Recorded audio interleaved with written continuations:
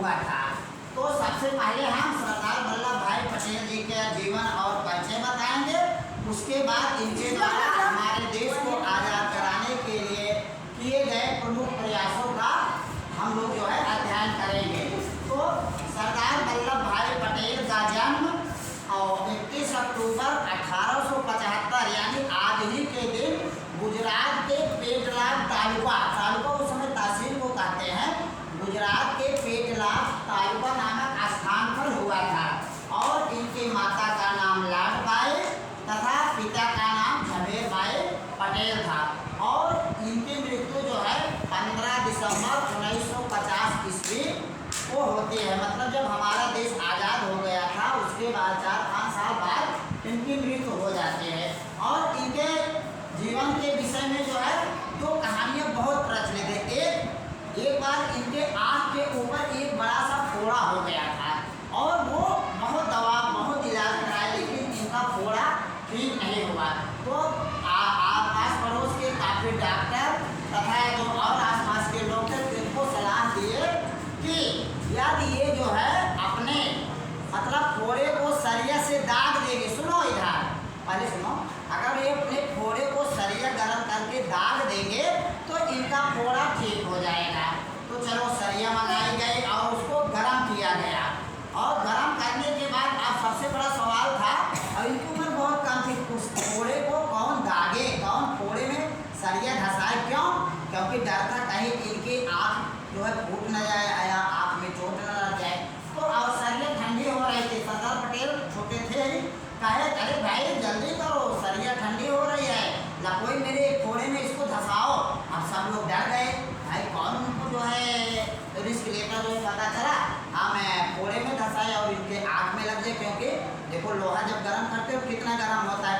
फिर इन्होंने खुद उठा के लोहा जो है गर्म सरिया अपने फोड़े में ऐसे धसा दिए और फोड़ा फूट गया। और इनकी हिम्मत को देख करके वहाँ पर उपस्थित सभी लोग मतलब कहने लगे अरे ये बच्चा भविष्य में हो जो है बहुत बड़ा जो है आदमी बनेगा, बहुत बड़ा जो है देशभक्त बनेगा। तो बाद में होता क्या है ये देखो, जब हमारे देश को आज़ाद कराने के लिए इन्होंने तन मन धन से अपना पूरा जीवन जो है न्यौछावर कर दिया था। और इनका सबसे बड़ा आंदोलन क्या था पता है? बारडोली सत्याग्रह कब हुआ था? 1927 ईस्वी में जो है गुजरात में जो है जो अंग्रेज हमारे यहाँ अंग्रेज शासन थे, अंग्रेजों ने जो है किसानों पर कर लगा दिया था, कर बढ़ा दिया, वो भी कई गुना बढ़ा दिया था। तो सारे किसान जो है मिलजुल करके जाके सरदार वल्लभ भाई पटेल जी से बताते हैं कि इस तरह की समस्या आप इसका जो है नेतृत्व करिए, हम लोग बढ़ा हुआ लगान नहीं देंगे।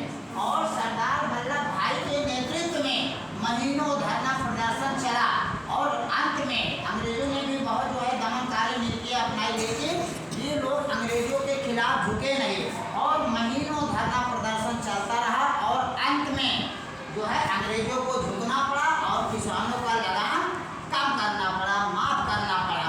और उसी समय जो है देखिए इनका उपनाम सरदार है। तो जब बारडोली सत्याग्रह की सफलता के बाद वहाँ की महिलाओं द्वारा महात्मा गांधी, वहाँ की महिलाओं की ओर से महात्मा गांधी जी द्वारा इनको सरदार की उपाधि दी गई थी। और इनका एक उपनाम और है, क्या है? लौह पुरुष। देखो इनको लौह पुरुष कहते थे। लौह पुरुष का मतलब लोहे की तरह मजबूत इरादा वाला। और इनकी सफलता के पीछे भी इनका मूल मंत्र था कर्तव्य पालन और कठोर अनुशासन। ये अपने जो है सफलता का ये मूल मंत्र मानते थे। और हमारे यहाँ अंग्रेजों का शासन था, ये कहते थे कि अंग्रेज जो है जितनी जल्दी हमारे देश को खाली कर देंगे, हमारे देश को छोड़ करके चले जाएंगे उतना ही अच्छा होगा, नहीं तो जितना देर करेंगे वो इनके ही लिए बुरा होगा, खराब होगा। और ये कहते थे कि मतलब देखो जब हमारा देश आज़ाद हुआ था तो हमारे देश में बहुत भुखमरी थी। ये कहते थे जो है फिजूल मतलब उत्पादन बढ़ाओ और खर्च घटाओ तथा फिजूल खर्चे बिल्कुल ना करो। और जब हमारा देश आज़ाद होता है ये बहुत ही योग्य थे, इनको जो है हमारे देश का पहला गृह मंत्री बनाया जाता है। और ये प्रधानमंत्री उस समय पंडित जवाहरलाल नेहरू को प्रधानमंत्री बनाया जाता है, जबकि कांग्रेस के जो सदस्य थे वो सब लोग सरदार वल्लभ भाई पटेल को ही प्रधानमंत्री बनाना चाहते थे।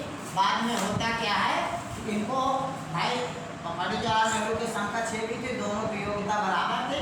फिर बाद में इनको जो है उप प्रधानमंत्री भी बनाया जाता है। हमारे देश के पहले उप प्रधानमंत्री और पहले गृह मंत्री कौन थे?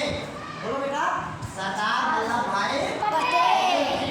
और देखो इनकी जो हमारे देश की सबसे बड़ी देन है वो आज़ादी के बाद जब हमारा देश 15 अगस्त 1947 को आज़ाद हो गया, उस समय हमारे देश में लगभग 600 छोटी बड़ी रियासतें थी। रियासतें जो राजा होते थे, तो अंग्रेज लोगों ने आज़ाद तो हमारे देश को कर दिया, लेकिन एक चाल चले वो इस तरह कर दिए कि चाहे तो राजा भारत के साथ विलय होकर भारत के साथ रह सकते हैं या पाकिस्तान के साथ, या जो है अपना अपना आज़ाद रह सकते हैं। तो देखो ये उन्होंने फूट डाल दिया। अब राजा जो है जल्दी तैयारी नहीं होते, कहते थे नहीं हम अपनी रियासत है, हम अपना स्वतंत्र रूप से रहेंगे। तो सरदार वल्लभ भाई पटेल ने मतलब अपने देश के जो देसी रियासतें थे, लगभग 600 देसी रियासतों का भारत में विलय किया। जो तो मान गए ठीक